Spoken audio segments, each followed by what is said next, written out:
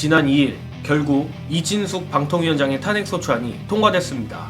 그런데 이 이진숙 탄핵에 대한 헌재의 결정이 윤석열 탄핵과 밀접한 연관이 있다는 흥미로운 분석이 나왔습니다.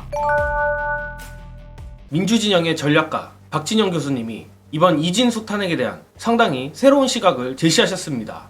바로 헌법재판소가 이번 이진숙 탄핵에 대해 어떤 판단을 내리느냐에 따라 추후 윤석열을 끌어내리는 데 있어 방법이 달라질 수 있다는 것입니다.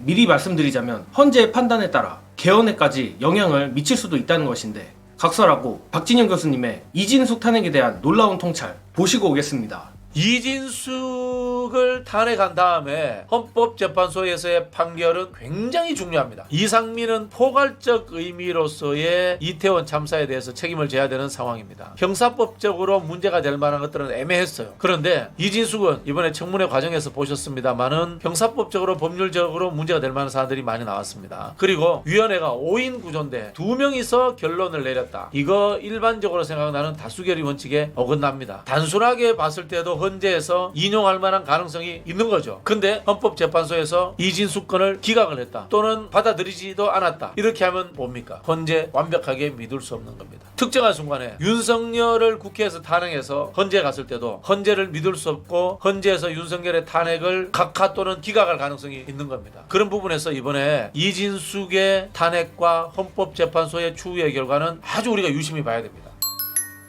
결국 한 번 더 풀어서 말하면 헌법재판소가 이진숙 탄핵안을 인용하냐 안 하느냐에 따라 탄핵으로 윤석열을 끌어내릴지 개헌으로 끌어내릴지가 갈린다는 것입니다.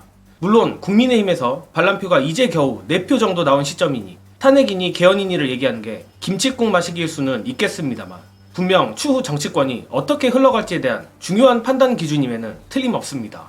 개인적 바람으로는 헌재에서 이진숙 탄핵을 인용하는 것이 지극히 상식적이고 인용이 될 것이라고도 생각은 하나 만에 하나 이진숙 탄핵이 기각된다면 민주당으로서도 빨간불이 들어오는 것은 사실입니다. 어찌됐든 최후의 보루 MBC마저 윤석열 정권의 나팔수가 되는 것은 물론이며 얼척이 없는 2인 방통위 체제가 유지될 수 있기 때문입니다. 그런데 이 이진숙 탄핵 외에도 헌법재판소에 매우 중요한 판단 하나가 더 남아있다고 합니다. 이 부분도 빠르게 보시고 이어가겠습니다. 또 유심히 봐야 될 게 검사 탄핵 중에 김영철입니다. 이른바 스타 검사 장시호와 연결되어서 이재용 삼성전자 부회장의 증언들이 조작될 가능성이 있다라는 내용 가지고 탄핵된 사람입니다. 이 사람은 앞서 말씀 이진숙보다도 좀 더 증거로서의 가능성이 높습니다. 그리고 지금 형법적으로도 다양한 문제들이 제기되고 있는 사람입니다. 김영철이가 탄핵돼 가지고 헌법재판소 갔는데 또 기각이나 각하되었다. 그러면은 헌재 믿을 수 없는 겁니다. 그럼 어떻게 됩니까? 윤석열이 탄핵돼서 헌재 갔을 때 헌재 믿을 수 없는 집단이라는 것이 사전전은 증명된다라고 봅니다. 그만큼 헌재에서 다른 공직자들이 탄핵되어서 오는 것에 대해서 어떤 태도를 취하느냐 이거 정말 중요합니다.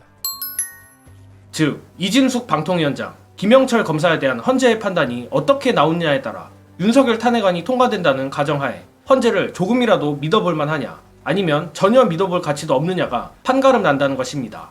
일단 저 개인적으로는 5인 합의제 기구라는 취지를 완전히 박살내버린 이진숙 방통위원장은 탄핵 인용, 최순실 국정농단 사건 자체에 뿌리를 흔들어버릴 김영철 검사 탄핵은 기각이 되지 않을까 조심스럽게 예상합니다. 물론 가장 베스트는 두 인물 모두 인용이 되는 것이고 이렇게 된다면 윤석열 탄핵 역시 여론만 받쳐준다면 헌재가 인용할 가능성이 높습니다. 반면 한 명은 인용, 한 명은 기각 결정이 날 경우 역시 불안하긴 하지만 탄핵의 가능성이 전혀 없는 것은 아닙니다.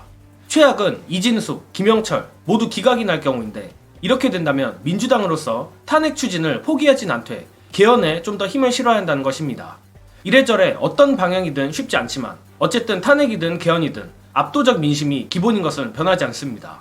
최순실 국정농단 당시에도 사실 헌재 구성이 보수 우위냐 진보 우위냐보다 100만 명이 넘는 분노한 촛불 민심이 탄핵을 맞는 것임을 기억해보면 더욱 그렇습니다. 개헌이냐 탄핵이냐 전략 전술은 조금씩 달라질 수 있겠지만 결국 가장 중요한 점은 윤석열 정권의 치부를 더욱 들춰내고 공격하여 여론을 고조시키는 것이라 생각합니다. 이진숙과 김영철의 탄핵이 인용되길 바라면서도 민주당이 지혜롭게 민심을 이끌어가길 바라며 이번 영상은 여기까지 하겠습니다. 시청해주신 여러분 감사합니다.